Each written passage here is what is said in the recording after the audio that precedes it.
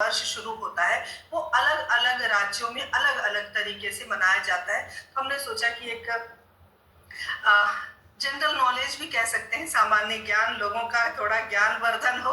और मैं सबसे पहले बिहार चलती हूँ। और इंदिरा जी, क्योंकि आप बिहार का प्रतिनिधित्व कर रही हैं और बिहार में देखिए बहुत सारे अलग अलग जिले हैं, मैं आप सबको बताना चाहती हूँ।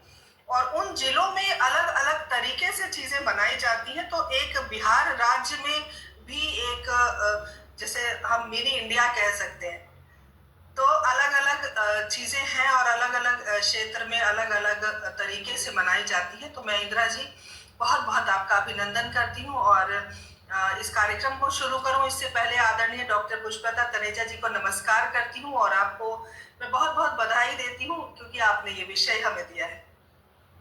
प्रकृति गोस्वामी हमारे साथ जुड़ी हुई है, अभिनंदन स्वागत करती हूँ और आप सब हमारे साथ इसी प्रकार बने रहें। तो चलिए बिहार चलते हैं और जानते हैं कि बिहार में चैत्र नवरात्रि कैसे मनाई जाती है। इंदिरा जी, आपका बहुत बहुत स्वागत है। नमस्कार करती हूँ मैं, और सभी यहाँ नारी शक्ति जुड़ी हुई है।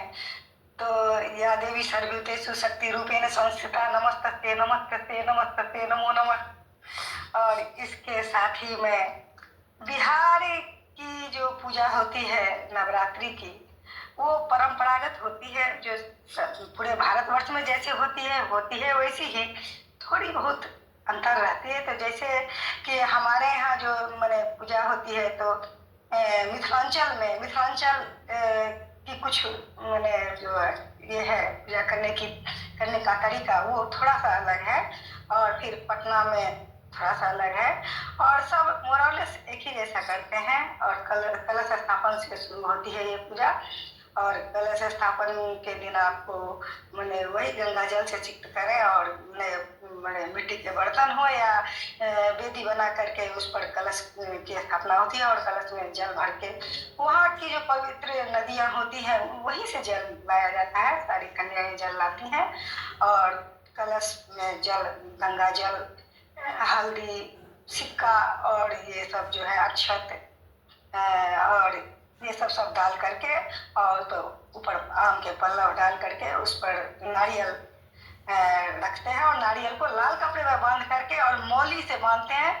मौली से मैंने जो आपको जिसको आप धागा के सेंस में लगाएंगे उसको 3 या 5 या 7 राउंड बांध करके उस पर रख दिया जाता है। और वहाँ दीपक जला करके गणेश जी की पूजा से शुरू हो जाती है। भगवती की पूजा प्रथम शैव और पूजा का आरंभ जो है सो ऐसे ही होता है कलश स्थापन से।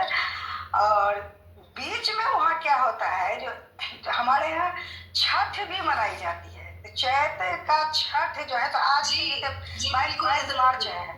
हाँ, 22 मार्च है ना, मैं बोलना भूल गई। छठ मनाते हैं हम लोग, छठ भी मनाते हैं इसी बीच में जी। तो इसी बीच में छठ भी मनाते हैं। तो आज नहाने खाने की परंपरा शुरू हो गई होगी। तो आज मैंने नहाने खाने का है, तो इसको खरना होगा, और फिर 24 को परहैप्स मैंने ये है अर्घ है। तो छठ भी मनाई जाती है इसी बीच में। और अपने यहाँ जो मंदिर जो है ना, यहाँ पे मैंने बिहार के जो मंदिर है सिद्धपीठ है, वो सिद्धपीठ में भी बहुत ही धूमधाम से ये पूजा होती है। जैसे हमारे यहाँ दरभंगा में श्यामा माई है, श्यामा काली की काली का मंदिर है वहाँ, जो कि महाराज साहब मैंने दरभंगा महाराज की चिता पर वो मंदिर स्थापित किया गया था। और उस चिता पर वो कहते हैं तंत्र मंत्र का मंदिर है वो। और वहाँ पर भव्य श्यामा काली का मंदिर है। और उस मंदिर पर आप अगर जाएंगे, मंदिर परिसर में ही जाएंगे आप, तो आपको लगेगा जैसे क्या जो कुछ मैंने दैवी शक्ति मुझे अपनी ओर खींचे जा रहा है। तो ऐसे मैंने वैसे होती है वहाँ पर। और पूजा बहुत ही परंपरागत तरीके से वहाँ होती है। और जी आयुषी शेखावत जी जुड़ गई हैं। आयुषी, आपका स्वागत है। और आप राजस्थान का प्रतिनिधित्व करने आई हैं, और मैंने कहा भी था कार्यक्रम शुरू होने से पहले कि ये मंदिर गई थी। तो वहां से आ रही हैं मंदिर के भगवान माता रानी के दर्शन करके। तो इंदिरा जी आप अपनी बात रखिए, आयुषी जी अभी हमारे साथ जुड़ जाएंगे। जरूर जरूर जरूर। जी बोलिए इंदिरा जी। हाँ, तो तो वही श्यामा माई की पूजा के बारे में मैं अभी कह रही थी। तो वहाँ क्या होता है, जो नवाह की भी प्रथा है। तो नवाह कहते हैं नवान्न को, तो जो 9 दिन चलता है। तो वहाँ ना दुर्गा सप्तती का पाठ होता है और श्यामा माई का मैंने भजन होता है। 24 आवर वो भजन जो है जो किया जाता है, और 9 दिन तक ये भजन चलता रहेगा। और 9वें दिन जो है तो हवन होता है, और हवन के साथ कन्या भोजन होता है वहाँ। और कन्या भोजन के बाद इसे रामनवमी पूजा को की आराधना करके उसका समापन किया जाता है। तो कहीं ये 9 दिन में होने के बाद मंदिर, जैसे उच्चैठ भगवती है, उच्चैठ में भी जो यहाँ कहा जाता है उच्चैठ में ही कालिदास को ज्ञान मिला था भगवती, उच्चैठ भगवती में। तो उच्चैठ भगवती मंदिर में भी कुछ इसी तरह का प्रथा है जो 9 दिन तक पूजा होगी, कन्या भोजन हवन के साथ समापन होगा। और कहीं कहीं क्या होता है, तो आपको रामायण को ध्यान में रखा जाता है, रामचरितमानस का पाठ होता है नवाह में। और 9 दिन तक रामचरितमानस का पाठ होगा।